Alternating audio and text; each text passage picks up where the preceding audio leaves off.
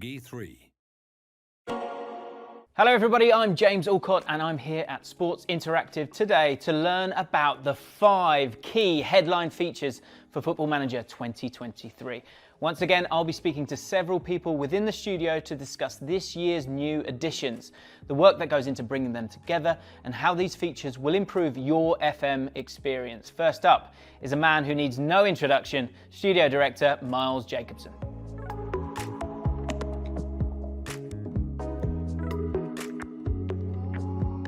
Miles, good to see you again. Great to see you too. Welcome, although really you should be welcoming me. Let's talk about the working practices when it comes to FM23, because a year ago we spoke and the world was a very, very different place. How has it changed for you? Well, it's been another interesting, challenging year for sure. I mean, you know, the pandemic, some people think it's over, but it's still been affecting us as a studio. We've still had people off most weeks during it, and we have once again had another year of growth and hiring lots of new people into the studio, which has been awesome. It's always good to have new colleagues, and some of those have been working on FM23, some of them are working on future projects as well. But it's also been a year of success for us. FM22 has been played by more people than have played an FM game before, with well over 3 million people playing the game. We've sold a couple of million copies of it as well, which is great. That means we get to make another one, which is awesome. That's why we're still here today. Recruitment has been one of the most enhanced areas of FM23. How has real life for you sort of inspired those changes? Because FM is always a bit of a snapshot of football in that moment in time. So we talk a lot about how we talk to football clubs about data and the way that they're using data, have done for many, many years. But what we've done in the last couple of years is actually spoken to them more about how they are using the data directly. So from their perspective, how they are looking at finding players with the data that they have, rather than how we can help them find players with our data.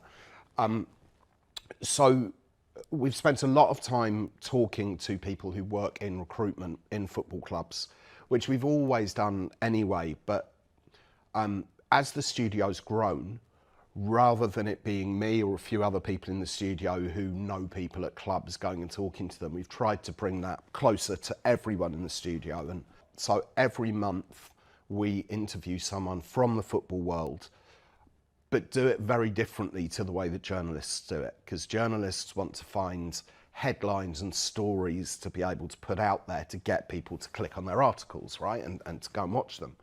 Whereas all we're interested in is real life football and the features that we are working on. So we basically ask these people, and they might be managers, they might be data analysts, coaches. We had England under-21 manager the other week, directors of football. We're asking them questions directly about what they do that are specific to features that we're working on, some of which are in FM23, some maybe in future games if we get to make them, which hopefully we will do. And it's become a really important thing inside the studio. So with the recruitment features, it's been a case of talking to people who are scouts, people who are recruitment analysts, people who actually buy and sell the players on a daily basis, so the directors of football, the technical directors, the sporting directors, but trying to get much closer to the reality of the day-to-day of what goes on in those departments. But also, how often do you have meetings with the manager? How often do you have meetings with the owner? And the different structures that go in football. So that's been a really important part of what we've wanted to look at. But I'm not going to tell you how it works in the game, because I'm going to let Cyrus do that instead. Absolutely. So lovely to chat to you again. I'm excited to play the game myself, and excited to talk about these new features with some of your guys in the next few minutes. Thanks for chatting with me. Thanks. Right then, guys, let's get into the juicy new features. Cyrus joins me right now, game designer, and you've got some good stuff here to tell me about. 4 key aspects, guys, that we're going to talk about here. Cyrus, Let's kick off with the first one. We've got 3 key elements and then something that brings it all together right at the end. So stick around, guys. First up is the squad planner. Tell us about the squad planner. Yeah, so the squad planner, as you would guess from the name, it's all about helping you plan your recruitment out for the season. So if we take a step back and think about how, why did we bring in the squad planner? We were trying to assess how a manager looks at recruitment, what are the key stages of that process for them. So the way it'll work is we've got a brand new area, squad planner. When you go to it, what you're going to see is your whole team, right? And then based on your tactic, every single position, you're going to have all the players ranked in terms of how good they are. And it's important to know this is kind of like a safe space, right? So it's like your secret book, right? Your key striker's not going to get upset when you put him 5th ranked because he'll never know. Right, but your staff will know, and they can then start making, suggestions based on what your planner looks like. So you go in, you can rank all your players, you can see how they look, you can start visualizing where you're strong, maybe where you're weak, and as the planner suggests, start planning for that season. Some of the really cool things is, a bit like a dream team, when you're planning, it's maybe not just the players, maybe you've got long-term targets that you're thinking, how would my team look based around this new midfielder? So anyone on your shortlist can be brought into your planner at any time. So you add a player to your shortlist, you bring them into your planner, you can rank them, see how they compare to your current team. But also we do that with youth, right? So any youth player that you've got, you can bring in and see.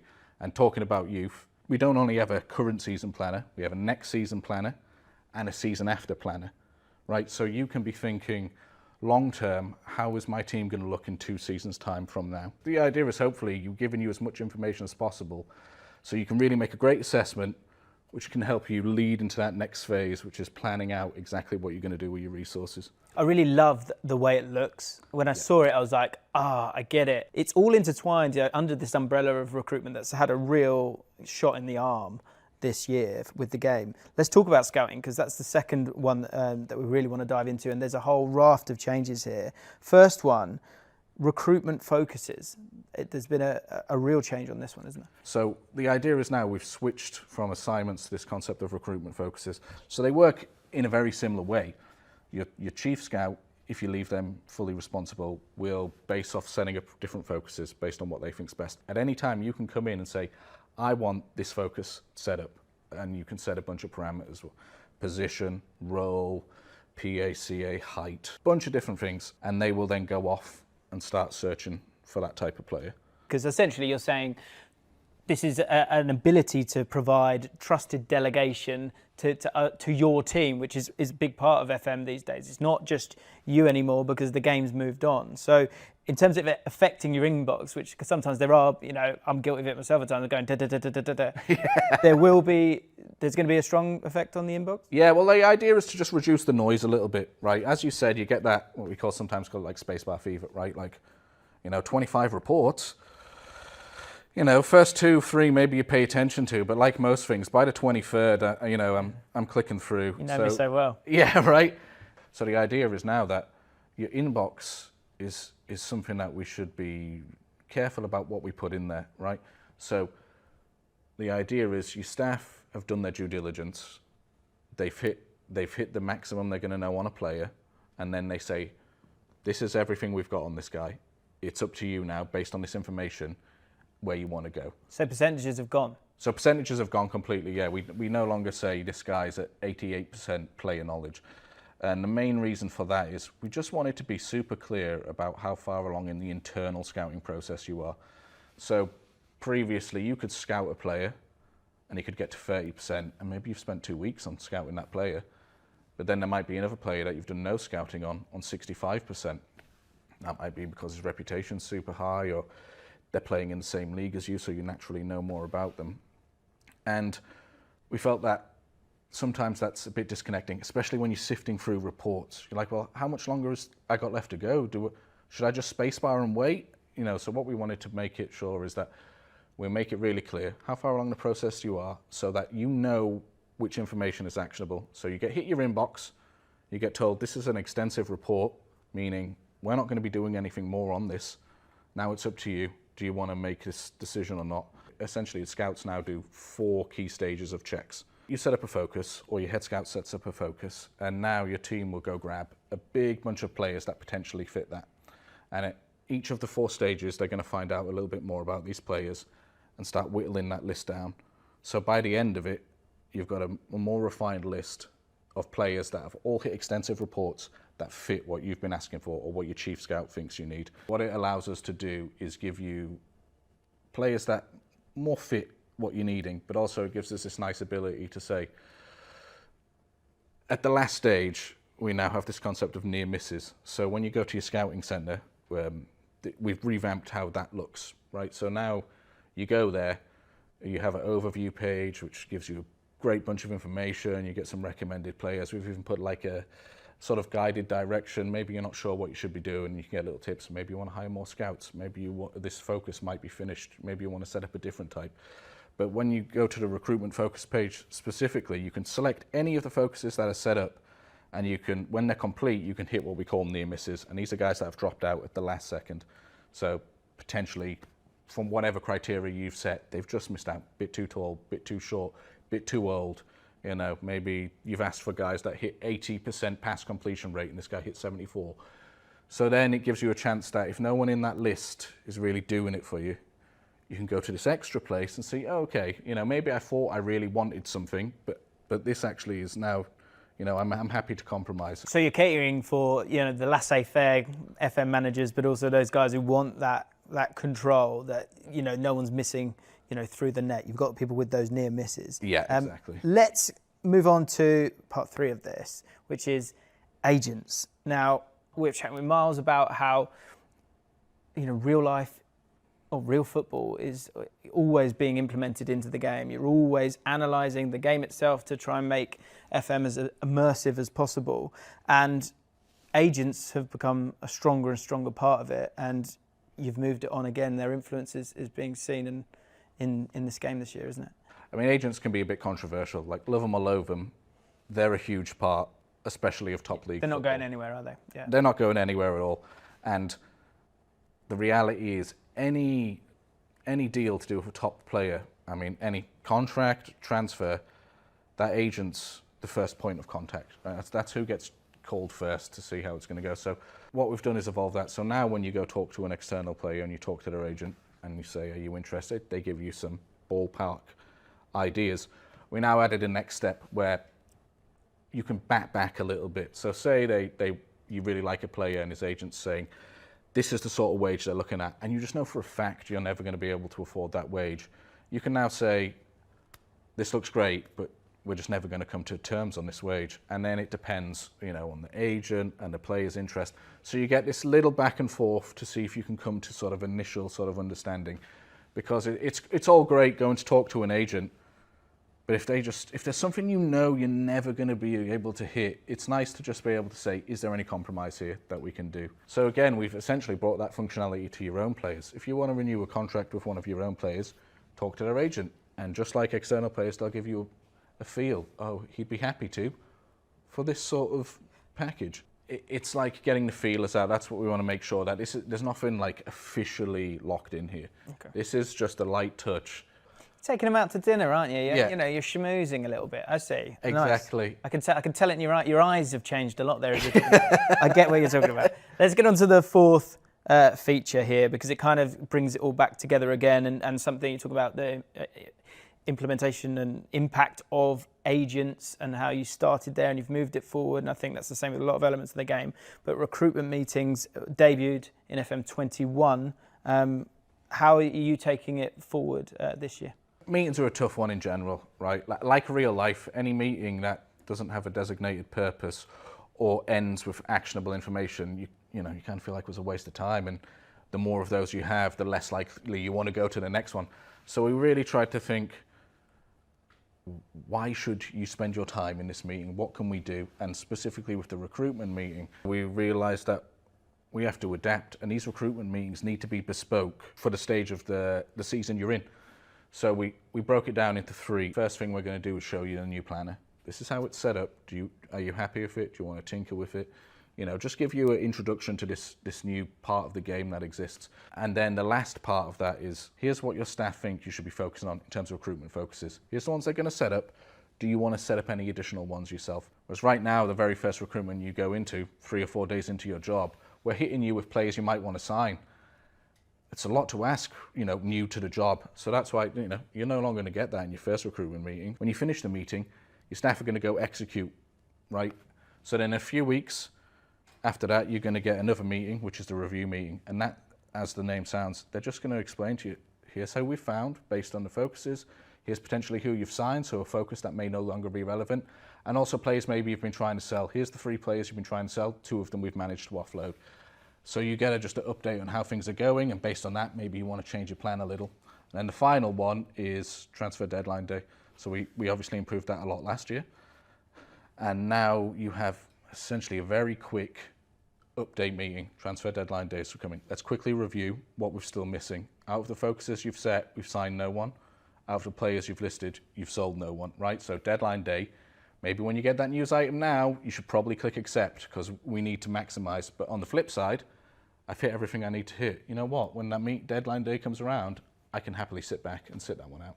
So exciting times when it comes to recruitment, be it if you want a bit more chaos or you want a bit less chaos, either way it's in your hands. Yeah, for sure. Just trying to give you as much control as you want, to play it your way. Essentially, that's what football managers are about, right? Creating your own story. So we just want to empower you as much as possible to be able to shape that story however you think.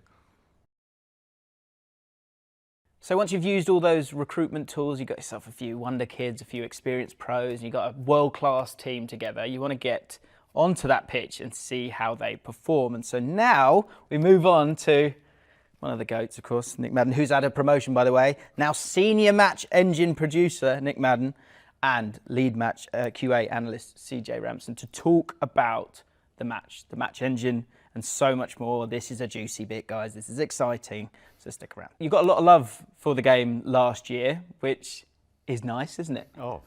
How do you feel about that, and what can we expect this year? Yeah, it was absolutely phenomenal, the reception last year to all of the features, and just still the amount of players that are playing FM23. We're incredibly proud. So many people scoring a load of goals, sort of tearing up the script themselves. And yeah, it's about us this year, again, trying to beat ourselves. It's so difficult yet so rewarding to work on something that is never finished, because we're iterating every year upon the match engine, and yeah, we want to take it to those extra levels. So for FM23, we spent the majority of our cycle working on our AI managers. So we, like at Football Manager, we look at every single manager across the world. So we have 1,000 scouts all across the world that are looking at the different data points of all the managers. So we want to simulate those managers in the best way possible. So we want them to have their tactical styles be reflected in the match engine and in the AI simulation. So the AI managers are essentially all of those managers across the world, and how we represent them, how we represent their playing style, and overall how they play within the simulation world. Now our AI managers, they can select the right formation, they can select the right tactical instructions to hopefully go into that tactical battle with not just the human manager, but also the other AI managers. Wow. Because we're simulating thousands upon thousands and millions upon millions of matches, all in the background. So we want to make sure that that simulation world is both believable, realistic, and when you're playing in a match, you feel like there's that tactical battle, you feel like you're being tested, but also, that the AI manager is representing what we're getting from the data. In terms of that sophistication, that's where you come in when it comes to the testing, I would imagine, CJ. How extensive is that? Tell me about your role here at FM. So the main part of my role within the team is to kind of lead the team in making sure that our testing and the final match engine is as close to real life as we can get. So we watch a lot of real football, obviously in our spare time, casually, but also at work during meetings. We'll have meetings where we watch a full match of football, and it won't just be looking at the scoreline or attacking defensive play. We'll really break it down. So how does this team press? We'll compare a low block to a high press. We'll compare different types of manager style to really see, is that reflected in game, and does Football Manager look as close to real life as possible? Along with watching real football as well, we also watch a lot of the match engine, not just playing the game ourselves, but also as a team. We'll be watching matches, breaking them down, and trying to find where we can make improvements from that. That feeling of it being real is quite an elusive term for you to sort of try and get to grips with and then apply into a game. So in terms of to try and get across that reality from one to, you know, a video game, how tough is that for you each year? How much are you watching? As we're all fans of football, we all know how random football can be. You never know, an underdog can be a big team, or a big team can have 20 shots a game. And you never want to lose that, do you? You never want to, but in real life it happens. You can have the high XG, you can have the high expected score, but sometimes you just don't win. So trying to reflect all these things, but also reflect how some of the top teams play with a variety of styles at the same time. It's difficult to get the balance, but it's something I feel in recent years, and especially this year, we've managed to get looking really good. One of the main things we really wanted to do was improve the defensive side of the football. As much as everyone loves to go forward and press high and attack, we also want you to be able to kind of sit in a low block and be able to soak pressure and counter-attack as well, so you have the tools to be able to defend as well as attack. And one of the main things we really wanted to improve was how teams can soak up pressure and then attack on the transition and attack on the break. So you're kind of utilising that example of that trend of the defensive nature of it. I know that's something that's changed with the game. Also, I think I've certainly seen is that there is an evolution of language when we talk about football, and I think FM are a huge part of that in terms of understanding how things work, analytics, which is a big part of last year's game. So talk to me about that, because there are some changes in, one, the wording, but also the defensive tactical instructions as well. Yeah, so this year we've added in a lot of more instructions to the defensive side. So when our player base, as soon as they load up FM23, they go to the out of possession tactics, they're going to see a change straight off the bat. The first one is really trying to simplify the line of engagement and the terminology that's used, because we feel that it's really hard to get across what a much higher line really is and what that represents. So we thought, well, why don't we simplify this, but also make it more football specific, make it more the language that you're hearing on television and by real life managers and interviews. So we've gone for that low block, mid block and high press. So we've simplified that, but also it enables the end user of the game to have more control. When it comes to the players themselves then, talk to me about that. We're talking about formation and those broad strokes. What about the players themselves? So yeah, we've made, honestly, numerous of changes to FM23's match engine and our players' decisions. I guess I'll start at the back. So our goalkeepers now, they have the ability to do K blocks and spreads and spread blocks. So our goalkeepers will now look bigger, more intimidating in those one-on-one situations. So it's about them feeling a lot more natural, playing like that goalkeeper that you see, that world-class goalkeeper. They're also much better with the ball at their feet. And the setups for goal kicks, both short and long, we've had to make a lot of adjustments and a lot of improvements there.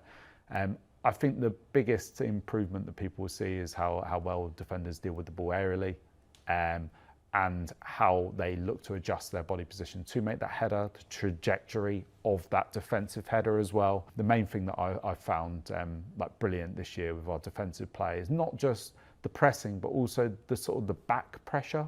I feel like in previous FMs, the midfielders or the attackers, they didn't really feel that pressure behind them as much. It feels now that with the pressing angles that we've really improved, and also the way that players do tackle, so they won't just go for that slide tackle hell for leather every time. Like they will look to try and, can they intercept, can they block, can they poke that ball away? So it's a lot more nuanced, and yeah, especially with that defensive stability. They look to, I can quickly nip in there. I'll quickly step in and get that interception, and then we can break. So yeah, it will feel a lot more realistic, those breakups in play and that sort of chaotic nature of that midfield zone. That's what we really tried to replicate this year, is the chaos of football, not just the pretty tiki-taka. It is about making the engine feel believable. As we spoke about the animation engine last year, and I remember your face lighting up as you had to tell me about it. What's happening this year with the animation engine? Yeah, so talking about the animation engine last year, I was so excited because it was the foundations. Like the new engine was the foundations for us to go forward. And this year we have overhauled all of our on-ball actions. So last year we touched a bit on it with the dribbling first touches. We've overhauled the selection criteria for every single action that you have in the game, on the ball, so that it really looks at anything where it could be the ball incoming speed, the ball outgoing speed, where the ball is coming from, where it needs to go next. Hopefully our fans will see the kicks now, any sort of pass, finish. There's a lot more variety in there, but also it feels a lot like more realistic to the context of what's going on. You know, a player playing it with the outside of the foot versus the inside of the foot. There's so much collaboration with our AI team and the animation team, because, you know, the first time that I've, you know, as an FM player for so many years, seen a player chest and volley within the same action, like bang, bang, and it looks a lot more realistic. So yeah, I'm so proud of both what the animation team have been able to deliver and their collaboration with the AI changes, and being welcoming of, we're making these AI changes, we need it to look good as well. I guess the final question for me to ask you guys is, with that all in place, what would you say to fans of FM? Can they be excited this year? It just feels a lot more real to me, and I'm really excited about it. Our testing team are much harsher than even people in the public. So we have very high standards of ourselves. So we want it to be the best yet for our fans. FM23 is on its way, as is the UEFA Club competitions being fully licensed in this new game. Danny Quinn, the licensing producer, and Ria Graf, the junior game designer, join me now to celebrate that fact. Danny, talk to me about when you get a new license in FM and what that entails. Sure. Well, I mean, we've already got 600 odd clubs licensed in the game, 50 competitions. So generally, we have a template to follow when we get a new licenser on board. Means that you know, we know that we're going to have logos, kits, match balls, tier dressings, and perimeter boards, all those sort of things that help make things look more authentic.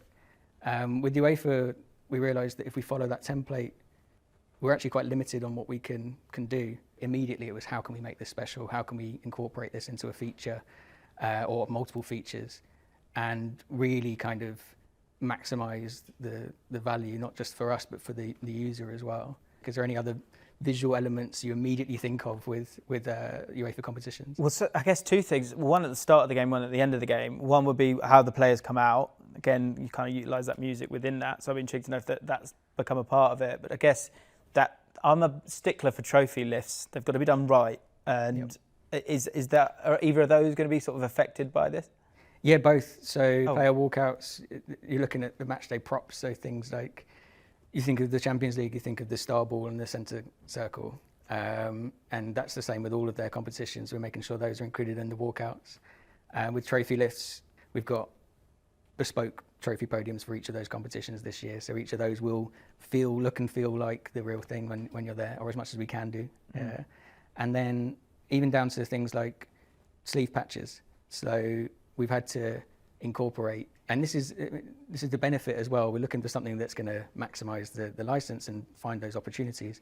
But some of those extra opportunities trickle into our other licenses as well. So we're having to have sleeve patches that are dynamically changed depending on the competition you're in. By having that feature having that technology available to us, functionality, it means that we can apply that. You mentioned QPR on your save. If you leave the championship, you'll no longer wear the championship sleeve patch. If you were to get relegated, you'd wear a League One sleeve patch. I did that. Yeah, but we didn't need to go down that road. Promoted as well, you still get the Carabao Cup ones. But it's those that making sure that they all dynamically show the correct competition you're in as well, because we wanted to make sure that was possible for the Champions League. That functionality is there. It's there for promotion, relegation, and even if you are the winner of the Champions League the following season, you wear the winner's sleeve patch as well. Do you? So there's these like gorgeous little touches, isn't there, that you're just able to sort of just go forth with. That's, I guess, obviously what you do with it all. How's it been working with the UEFA brand? I mean, it's obviously such an amazing opportunity. It's this big brand. Everyone in football knows it. Everyone wants to reach the Champions League when they play Football Manager. So to have the opportunity to take some of that excitement and add it to our game has just been so great. We were talking about the cup draws before we started filming, and you were saying some lovely stuff about that feeling of celebration and what it will bring this year. Talk to me about that. So what we really wanted to do was just add a greater sense of excitement, celebration, and make it more of an occasion that is closer to what you might expect from a real life draw. So we really wanted to move away from just the list that appears sometimes in the game and make it a real event. So we've made cup draws a full screen experience this year, and we don't just want it to be another feature that you skip away from. So what we did, we added a lot of narrative elements that really connected to the rest of the Football Manager world and the rest of your save. So it is something that actually evolves with you as well. So it will reflect your journey and where you started, where you are now, and establish a greater sense of history throughout. So you will have more context to the competitions, to the clubs you're facing against, and your own journey. So yeah, and for UEFA, that especially, it is a celebration. We're celebrating cup draws, we're celebrating having the license, and we're celebrating the player. So I think seeing that with the official graphics and logos is going to be even more exciting. Yeah, and there's going to be commentary in that as well, so it's text at the top. So again, it would be one where I think in the past there might have been certain FM managers who would have gone, okay, well, I'll just find out who it is or just let it happen quickly. People are going to slow down, aren't they, when it comes to the cup draws now? I'd imagine so, yeah. I mean, the pace of it, it's still your choosing. There will be an element that happens. If you were to leave it, it will happen by itself. But there's also ability to go through at your pace if you're someone that might want to go a bit quicker. But I mean, to mention the cup draws as well, it's at all three of those levels, with the Conference League, Europa League and Champions League. And I think that's something that separates what we do with Football Manager that might be different to other games where you immediately want to go to the top level and try and do everything at the best you can. Like to have even your first season in QPR Manager might be a Conference League, would be the first time you're in Europe. We want to make sure that feels as special because it's the first time there, and then the following season, then it's Europa League, and then maybe your fourth, fifth season is when you're looking at, okay, now it's Champions League glory. But each time it feels increasingly more special, and every level has been sort of catered for as well. I guess you've played the game as well. How has that felt, playing the game? Does it feel that little bit different? Because I think a lot of people, myself certainly, as soon as I saw that, I was really, really excited. The visual elements of the in stadium were the big ones for me. Cup draws was something that I'm going to be more introduced to this year because I was one of those users that just sort of skips through it, doesn't worry too much, but now I'm going to make sure to spend time with it. Future me as a manager, when I hopefully get QPR to that point, I thank you both for that. Thanks for spending a bit of time and chatting to me about it. I'm excited to get into the Champions League. Fans make football, and in FM23, their voices are being represented by the new Supporter Confidence feature. To help me bring a bit of French sophistication and just to explain this whole process is lead game designer Remy. Thank you for sitting down. We've had a chat about all sorts already before we started rolling here, but I'm so excited to talk about this supporter confidence. I say excited. As a manager in the game myself, I've had some moments with the fans over the years. So it also brings a little bit of nerves for me, and I imagine it will do for fans playing the game this year as well. First of all, explain to me what the supporter confidence feature is. Well, Football Manager is very much about stories, right? The stories that you tell yourself, the choices that you make all throughout the game.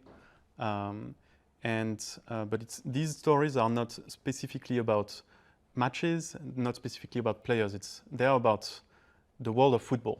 And when the design team really evaluated what was in and trying to amplify the stories that were already created by the players, the rationale here was fans are a big part of football, but they are not really a big part of the game yet.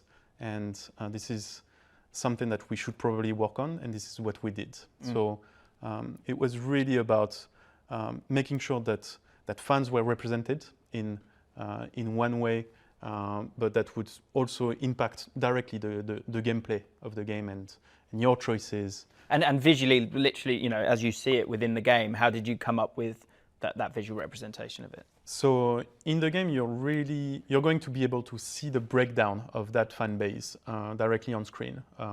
So you know, when you're making the choice of which club you're going to manage, you're going to see like what's the proportion of casual, hardcore, more fair weather type of fans as well.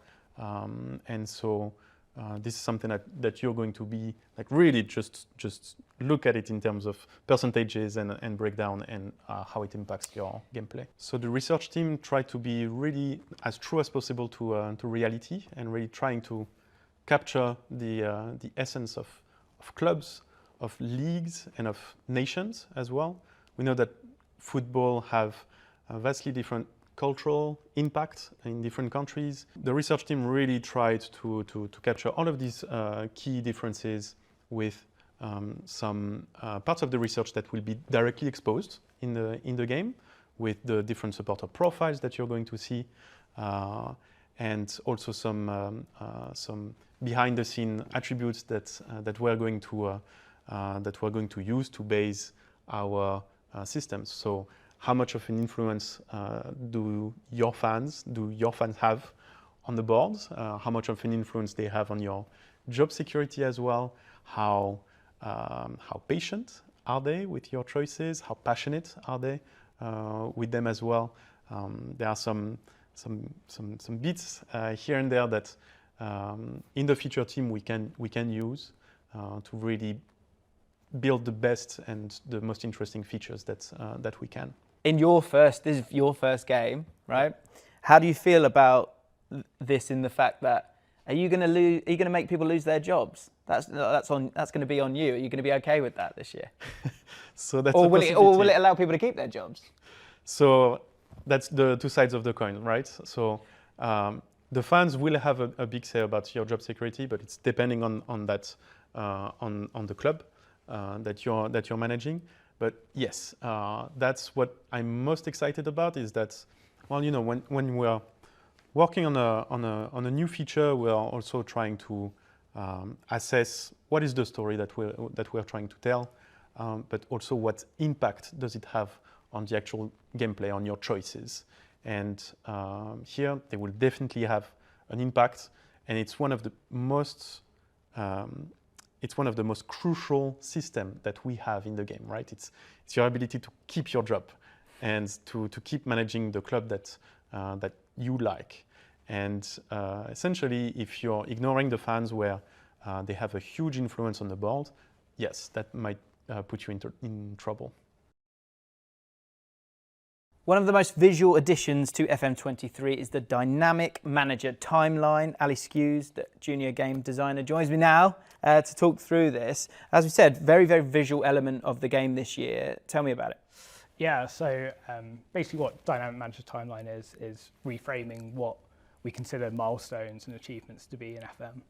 So right now it's a list of very objective milestones and achievements, so like winning the league, winning manager of the month. We got all those kind of objective lists there. We wanted to include the subjective elements. Those are what really define the story. So we really wanted to reinforce those storytelling elements and really highlight to a player that every save is unique to them, really. So what can you expect to see in terms of this element, and when does it sort of arrive within the game? Yeah, so it comes in the end of season review. When we kind of talked about it, we were looking at what really we consider to be our favourite things in Football Manager. So like signing a bargain player or integrating a new gen from the youth team. These are the things that like really excite us when we're making the game, and we wanted to have like a physical representation of that. So this is a kind of a new way of evoking some nostalgia, I would imagine, because also I guess in terms of, you know, if it's 1 year, there's going to be so much that sort of comes at you. But once you've been managing 20 years, I don't know what your PB is in terms of how many seasons you've done on Football Manager, but as that goes along, that dynamic timeline is going to look pretty extensive. What will be included and what won't? Yeah, like nostalgia is a great word for it. I think whenever I'm chatting to my friends about Football Manager, we're not talking about how many times we've won the league. It's always about these like special players that you've grown affection for, or the time that you beat your rival 5-0 after 4 years of not doing so. So those are the things we really wanted to highlight, those kind of special, unique moments in your save that you kind of don't really see much in the game. You don't really get a pat on the back for signing a bargain player, but it means so much to you when you're doing it. Is the aim really just to kind of offer up a bit of nostalgia and light when you're sort of not in the grind of your FM save, but just that moment to step back and see what you've achieved along the way? Yeah, definitely. We really want to give that sense of scale. We want to show you like where you've come from to where you've ended up, and show you that it's about like the journey to get there rather than the actual destination. I think that's what I always look back on and enjoy looking at. And in that save, I'd imagine there's memorable moments, but memorable players as well. Who's the guy? Who was the guy in that save? The guy for me, it was Felipe Greco, who played as a number 10. I think he had like 18 technique, so he was just like a beautiful player to watch. And yeah, this is the great thing about it. When you have these kind of wonder kids who perform miracles for you, you see that reflected on the timeline. If they're breaking records, if they're the youngest player to ever score for your club, you'll see that represented, and you can look back on it and remember where Felipe Greco started from, really. Yeah, and keep an eye on him, I guess, as well. Exactly, yeah. This is lovely, isn't it? I think the dynamic manager timeline, I think it allows us, we've spoken about so much, and you like getting into the weeds of recruitment or AI or the match engine, but this is where we want everyone who's on FM, they want to get to this point where they've got a nice dynamic manager timeline to look at and enjoy those great moments. Thanks so much for chatting with me, Ali. I loved it. No worries, great. So there we have it. 5 key headline feature areas delivered from the studio itself. But it doesn't stop there. The Football Manager team will be providing even more detail on these additions, as well as other improved gameplay areas in the coming days and weeks across the website and exclusive members hub, FMFC. So sign up and keep an eye on their socials for updates. Football Manager 2023 is released worldwide on November the 8th. And if you pre-purchase now on PC or Mac, you can secure 20% off and early access. All details are in the description below. Thank you for joining me. I've had a blast and can't wait to get managing.